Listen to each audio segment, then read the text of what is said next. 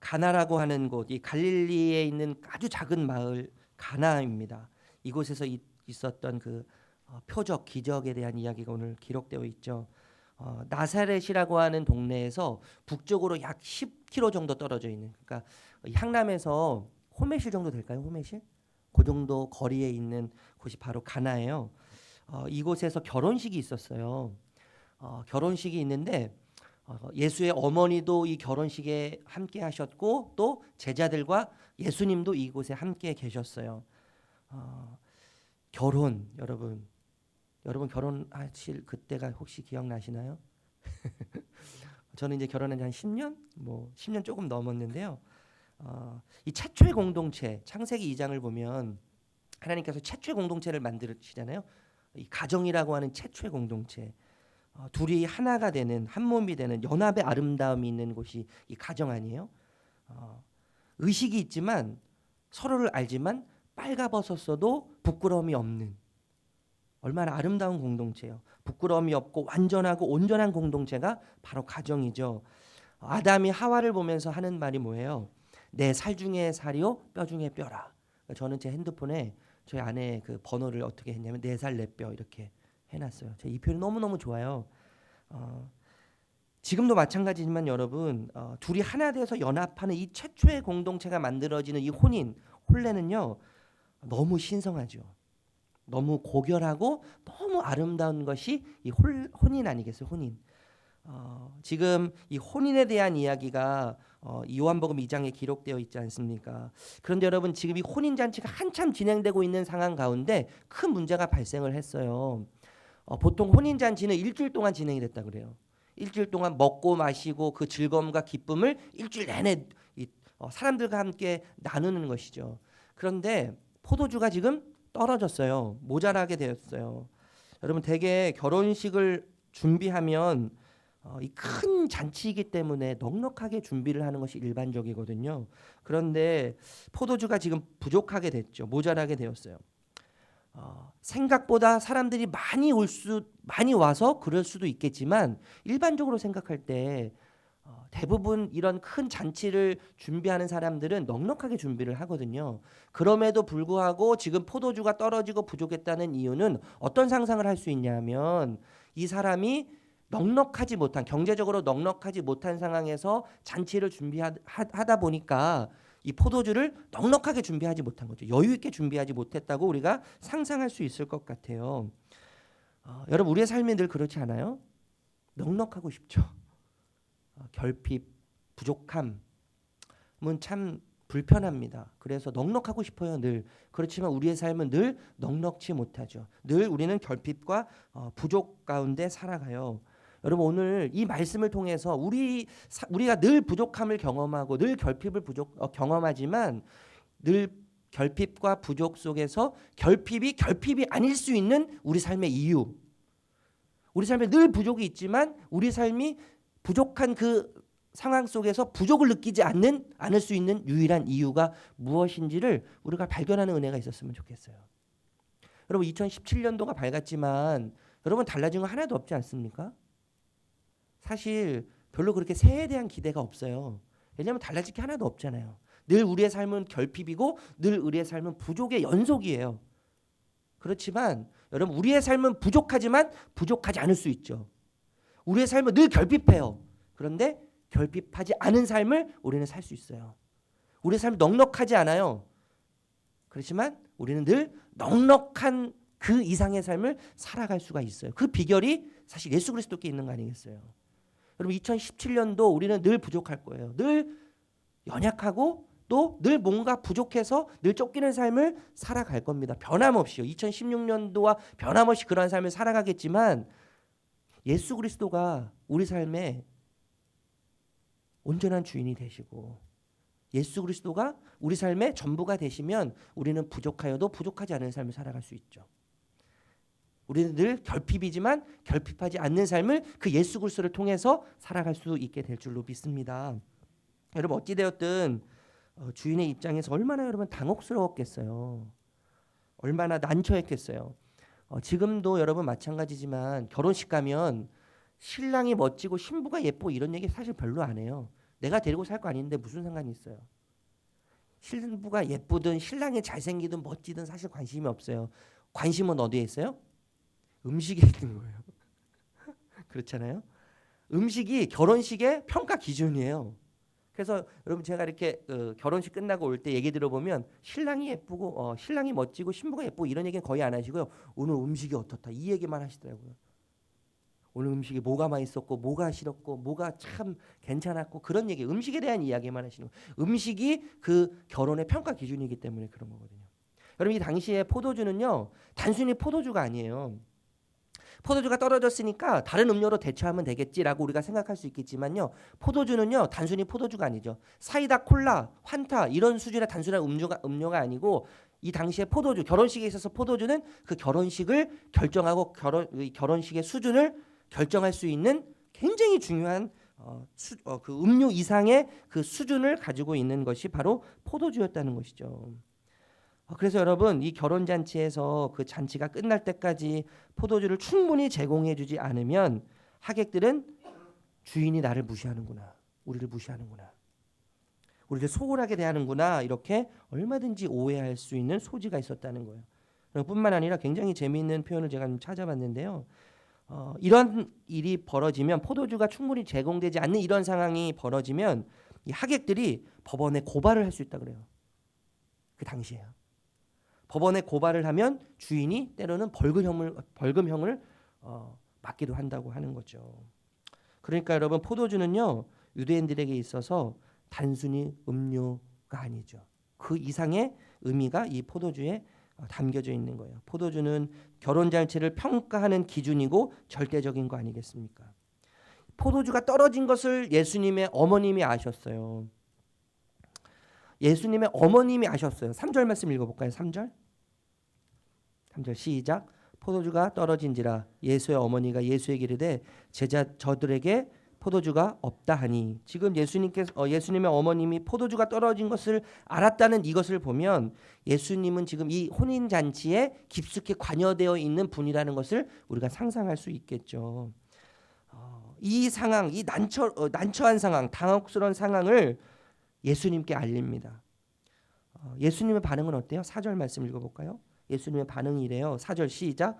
예수께서 이르시되 여자여 나와 무슨 상관이 있나이까 내 때가 아직 이르지 아니하였나이다. 여자여 나와 무슨 상관이 있나이까 내 때가 아직 이르지 아니하였나이다. 어머니의 부탁에 대한 예수님의 반응은 굉장히 냉담해 보이죠. 굉장히 어떻게 보면 무례해 보이기도 해요. 여자여. 사실 여러분 이 여자여라는 표현은요 성경에 곳곳에 나와 있어요. 십자가에서 예수님께서 달리셔서 요한을 불러서 어머니를 부탁할 때 뭐라고 이야기하시냐면 여자여 이가 당신의 아들입니다 이렇게 표현하거든요. 사마리아에 버림받은 여인, 5번째 남자와 함께 살고 있는 이 여인이 죄 많은 여인이라고 말을도 하지만요 버림받은 여인이죠. 이 여인은요 수많은 남성으로부터 버림받은 여인. 그래서 지금 또 다른 남편과 살고 있는, 당시의 여인은 소유의 개념이었잖아요. 소유의 개념. 그냥 물건이었어요. 버림받고 또 버림받은 그 여인이 또 다른 남편을 만나서 그 남편의 소유가 되어서 살아가고 있는 버림받은 여인, 상처 많은 여인이 이 수가성 여인이지 않습니까? 이 여인을 향해서 예수님이 뭐라고 말씀하시냐면 여자여 내 남편을 불러오라 이렇게 얘기하세요. 여자여 내 남편을 불러오라. 십자가에서 요한에게 예수님의 어머니를 부탁하실 때 여자여 이 사람이 당신의 아들입니다. 수가성의 죄 많은 여인이라고 표현되는 많은 사람들로부터 버림받은 이 여인, 상처 많은 이 여인에 대해서 여자여 내 남편을 불러오라 이렇게 얘기하시죠. 예수님께서 여자여라는 표현을 쓰실 때를 가만히 보면요 어떤 상황이냐면 예수님께서 한 인간의 아들, 한 인간으로서가 아니라 하나님의 아들이시고 하나님으로서 공적인 사역을 펼치실 때 사용했던 단어가 여자여라는 단어예요.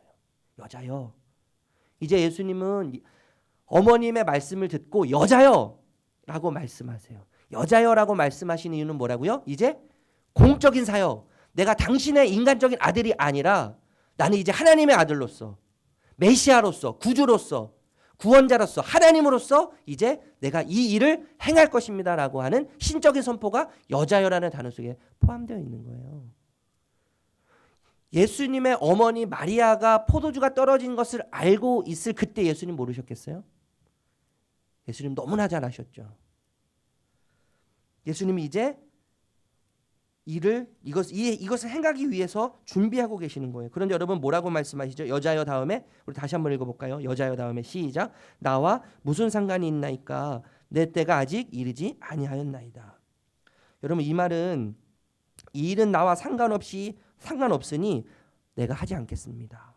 나는 모르는입니다. 이런 말이 아니에요. 내가 이것을 지금까지 하는 것은 내 때가 아직 이르지 않았기 때문입니다. 좀 전에 말씀드렸지만요. 여자여라는 단어는 인간으로서가 아니라 인간의 아들로서가 아니라 이제 공적인 하나님으로서 하나님의 아들로서 메시아로서 하나님의 일을 하실 그때가 되었다는 것을 말씀하실 때 표현하는 방법이라고 이야기했잖아요. 나랑 상관없는 일이니까 나는 모르는 일이니까 나한테 말씀하지 마세요라고 이야기하는 것이 아니라 예수님은 이제 내 때가 되지 않았기 때문에 내가 지금 움직이지 않는 것뿐이니 조금만 기다리십시오. 내 때가 이르면 내가 이것을 할 것입니다. 예수님의 반응의 초점은 어디에 있냐면 하나님의 때에 있었다는 거예요. 하나님의 때, 하나님의 시기. 여러분 예수님의 때 요한복음에요. 예수님의 때에 대해서 여러 번 말씀하세요. 다른 요한복음뿐만 아니라 다른 사복음서에서도 예수님의 때를 계속 말씀하시는데 여러분 예수님의 때는 하나님의 때는 어떤 때냐면요. 인간의 아들로서 또 인간으로서가 아닌 하나님의 아들 좀 전에 말씀드렸잖아요. 메시아 구세주 하나님으로서 인간의 수와 계산과 지혜로서의 때가 아닌 하나님으로서 가장 적실하고 가장 적합하고 가장 완벽하고 가장 확실하고 하나님이 원하시는 가장 명확한 그때 하나님의 타이밍을 말하는 거예요. 그러면 얼마나 우리 생각과 달라요. 그러면 마리아가 포도주가 떨어진 그것을 안 그 상황에서 예수님께 어떻게 좀 해보시라고 부탁했던 그것은 아름다운 행위 아니에요? 우리 판단에는 굉장히 적실하지 않아요? 포도주가 떨어진 그 상황을 알고 바로 예수님께 어떻게 좀 해보시라고 부탁드렸던 그 상황은 인간적인 생각, 인간적인 수에서는 굉장히 적합한 상황이죠. 맞는 상황이에요. 맞는 행위예요. 아름다워요. 난처한 그 주인의 모습을 보면서 그 주인을 도와주려고 하는 인간적인 아주 선한 마음, 굉장히 아름다운 것이죠. 그래서 예수님은 말씀하세요. 사람의 계산과 사람의 수에 따른 셈법이 아닌 그때가 아닌 사람의 순수한 동기에서 시작되는 사랑과 긍휼에 의한 방법과 때가 아닌 하나님의 가장 적실하고 가장 적합하고 완벽하고 확실한 그 하나님의 타이밍을 예수님은 말씀하고 계시는 거예요. 그래서 여러분 사절의 말씀을 이렇게 풀을 수 있을 것 같아요. 사절의 말씀 여자여 나와 무슨 상관이 있나이까 내 때가 아직 이르지 아니하였나이다. 이 말씀을요 이렇게 풀을 수 있을 것 같아요. 어머니 포도주가 떨어졌음에도 제가 움직이지 않는 이유는 인간의 아들 인간으로서가 아닌 하나님의 아들로서 하나님으로서 메시아로서 아직 일할 때가 아니기 때문입니다. 어머니가 관여하고 도와주시던 그 혼인잔치집에 문제가 생겨 당혹스럽고 난처한 상황을 도와 해결하려는 어머니의 그 따뜻하고 넓은 마음은 참 아름답습니다. 참 보기 좋습니다. 그러나 그 마음이 설령 아름답고 보기에 좋다 할지라도 그것이 하나님이 일하시는 방법과 때에 영향을 주어 그것을 바꾸거나 어떻게 할 수는 없습니다. 왜냐하면 누군가를 불쌍히 여기는 그 사랑과 긍휼 그것이 아무리 순수한 동기라 할지라도 그것은 하나님의 때, 하나님의 타이밍만큼 확실하고 완벽하지 않으며 하나님의 때를 앞서갈 수 없기 때문입니다. 여러분, 우리는 당장 이것이 필요한 것 같아요. 지금 당장 이것이 아니면 내 때가 지금 이때인데 이때 내가 생각하는 이때가 아니면 금방 죽을 것 같아요. 금방 망할 것 같아요. 금방 어떻게 될 것 같아요. 그래서 굉장히 조급해지죠. 굉장히 불안해지죠. 무서워져요.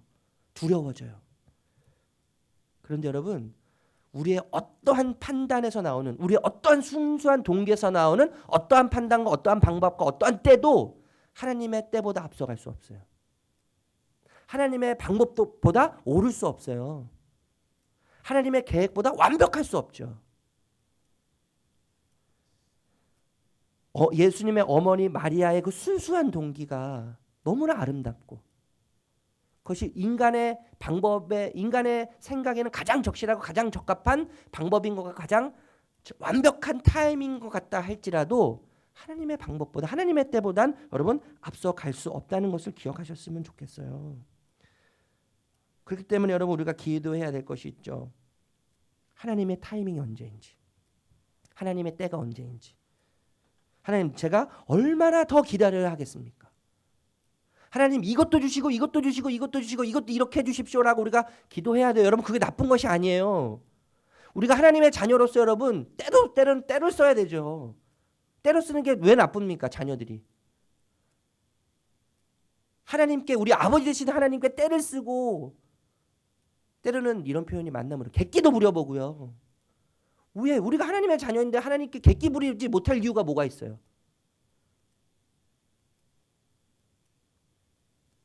모든 것 다 받아주시는 분이 하나님이시잖아요. 우리 어떤 모습도 다 받아주시고 다 이해해 주시는 분이 하나님이시잖아요. 우리가 때를 쓴다고 하나님께서 그 자리에서 우리에게 벌을 내리시는 그런 하나님이십니까? 냉정한 하나님이 아니시잖아요.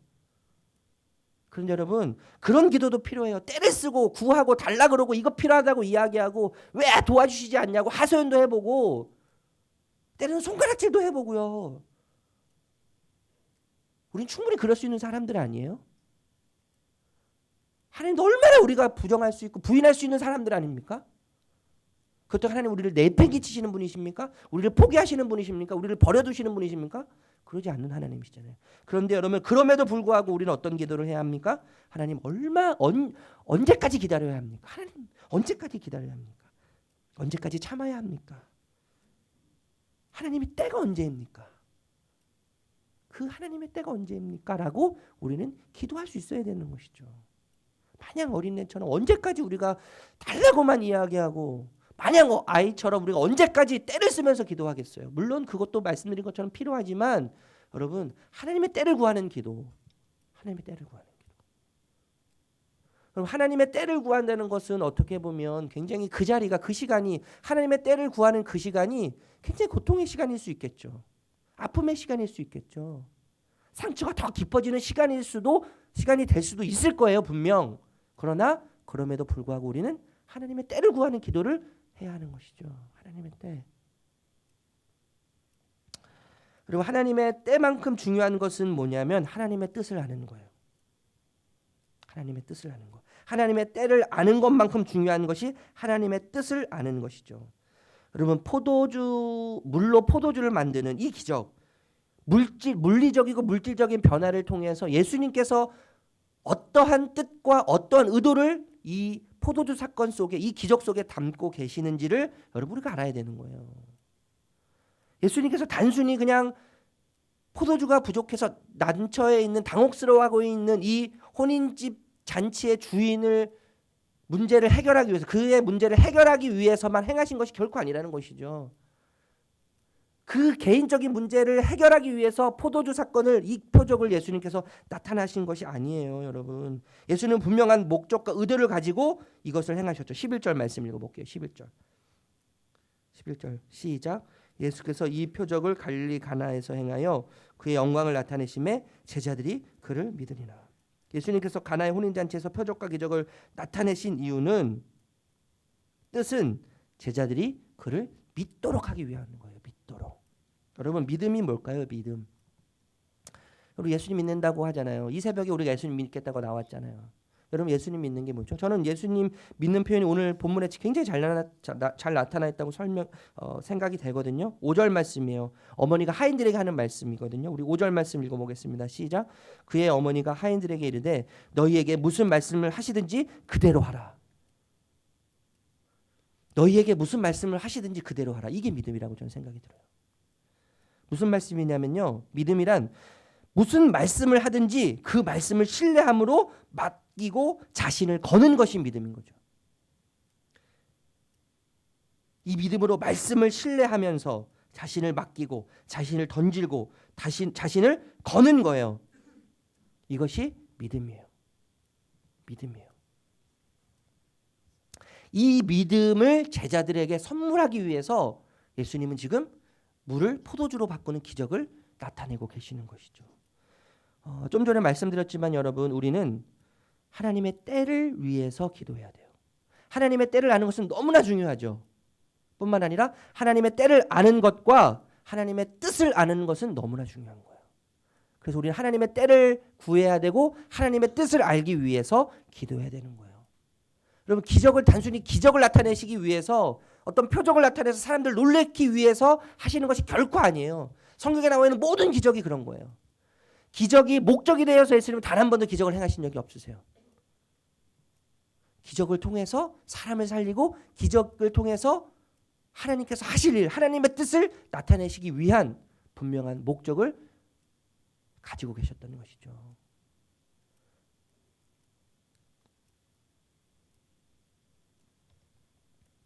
그래서 여러분, 우리가 기도할 때 하나님의 때를 위해서도 기도해야 되지만요, 하나님의 뜻이 무엇인지를 위해서 기도해야 돼요. 하나님, 저를 향한 이런 상황에 두시는 이유가 무엇입니까? 그 뜻이 무엇입니까? 하나님의 마음이 무엇이고 하나님의 생각과 계획은 무엇입니까? 내가 깨달아야 할 나를 향한 하나님의 뜻이 무엇입니까?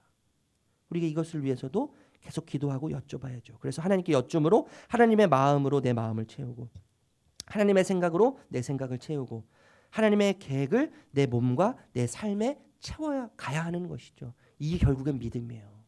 이 결국엔 믿음이죠. 여러분, 하나님의 때와 하나님의 뜻, 이것이 만날 때 어떤 일이 벌어져요? 10절 말씀이에요. 10절 읽어볼게요. 시작. 말하되 사람마다 먼저 좋은 포도주를 내고 취한 후에 낮은 것을 내거늘 그대는 지금까지 좋은 포도주를 두었도다. 하나님의 때와 하나님의 뜻이 만나서 하나님이 일하기 시작할 때 여러분, 처음보다 나중이 좋은 현상이 벌어지는 거예요. 여러분, 이 좋다는 말은 어떤 의미냐면요, 유익하다는 말이 유익하다. 그리고 선하다. 하나님의 때와 하나님의 뜻이 내 삶에 이것이 만나서 내 삶 가운데 이루어질 때 하나님이 일하시기 시작하는데, 그때 여러분, 어떤 풍요로움을 이야기하는 게 아니에요. 물질적이고 물리적인 풍요로움을 이야기하는 것이 아니라 하나님의 때와 하나님의 뜻이 만나서 내 삶 가운데 하나님이 나타나심으로 인해서, 하나님이 일하심으로 인하여서 과거보다 현재가 좋아지고 현재보다 과거가 좋아지는, 아름답게 되는, 더 유익하고 선한 삶으로 살게 되는 은혜가 그 속에 담겨져 있다는 거죠. 여러분, 이보다 좋은 것이 있습니까? 이보다 좋은 게 있겠어요? 이보다 좋은 건 없죠. 제가 말씀드리지만요, 유한한 우리를 통해서 무한한 하나님이 드러나시는 것만큼 위대한 일이 어디 있어요? 유한한 우리, 죄 많은 우리, 찌질한 우리를 통해서 무한하신 하나님, 감히 측량할 수 없는 하나님, 감히 계산할 수 없는 그 하나님이 드러나고 그 하나님이 일하시는 것만큼 위대한 일은 없는 거예요. 그것만큼 좋은 일은 없는 거예요. 그것만큼 선한 일은 없는 것이죠. 여러분, 하나님의 때, 하나님의 뜻이 만나면 처음보다 나중이 더 선한, 아름다운, 유익한 일이 벌어지는 것이죠. 여러분, 그렇게 될 때 여러분, 결핍이 아니게 되는 거예요. 부족이 더 이상 부족이 아닌 게 되는 거예요. 불편함이 더 이상 불편함이 아닌 것이 되는 거죠. 여러분, 오늘도 우리는 싸울 거예요. 내 때에 내 뜻이 이루어지기를 바라는가? 아니면 하나님의 때에 하나님의 뜻이 이루어지기를 바라는가? 내 때에 내 뜻이 이루어져서 내가 원하는 대로 내 삶을 이끌어 갈 것인가? 아니면 하나님의 때에 하나님의 뜻이 이루어져서 하나님이 원하시는 삶이 내 삶을 이끌어 가도록 하나님께 모든 것을 맡겨둘 것인가? 오늘도 우리는 이 두 문제 사이에서 갈등할 겁니다. 아니, 평생 우리는 이 두 개의 문제에서 갈등할 거예요. 여러분, 내 때가 아닌, 내 뜻이 아닌, 때로는 조금 이것 때문에 불편할 수 있고요, 힘들 수 있고요, 상처가 더 깊어질 수가 있고, 정말 결핍이 무엇인지, 아픔이 무엇인지 우리가 경험할 수 있을 거예요. 그렇지만 여러분, 정말 선한 것은 하나님의 때에 하나님의 뜻이 이루어지는 것이 진정한 선이죠. 선. 진정으로 유익한 것은 하나님의 때, 내 때가 아닌 하나님의 때에 하나님의 뜻이 이루어지는 그것이 정말 아름다운 거예요. 정말 유익한 것이죠. 이것이 선한 것이죠. 이런 은혜가 저와 여러분 삶 가운데 있기를 예수님의 이름으로 축복합니다. 기도하겠습니다.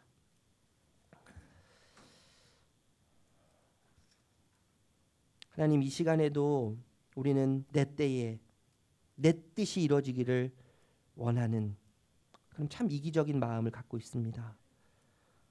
하나님, 오늘 예수님께서 물로 포도주를 만드는 이 기적의 이 표적을 통해서 하나님의 때가 얼마나 우리 삶 가운데 중요하고 하나님의 때에 하나님의 뜻이 얼마나 중요한지를 우리에게 말씀해 주고 계십니다.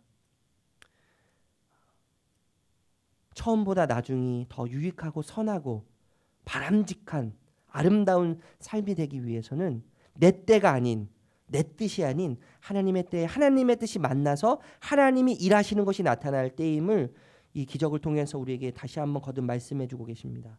하나님, 하나님의 때, 하나님의 뜻, 하나님의 때와 하나님의 뜻을 구하며 이것을 날마다 찾으며 이것 앞에 서는 은혜가 우리 가운데 있기를 원합니다. 오늘도 우리는 내 때와 내 뜻 그리고 하나님의 때와 하나님의 뜻 사이에서 갈등하며 몸부림치게 될 텐데 하나님, 하나님의 때를 선택하고 하나님의 뜻을 선택해서 우리의 삶이 바람직하고 유익하고 선한 삶이 되기를 원합니다. 하나님만 남으시고 하나님만 일하시는 은혜가 우리 삶 가운데 있게 해주시고 오늘 하루의 삶이 되게 하여 주시옵소서. 하나님의 때에 또 하나님의 뜻에 우리 모든 것을 걸 수 있는 은혜가 우리 가운데 있게 하여 주시옵소서. 예수님의 이름으로 기도합니다. 아멘. 하늘에 계신 우리 아버지여,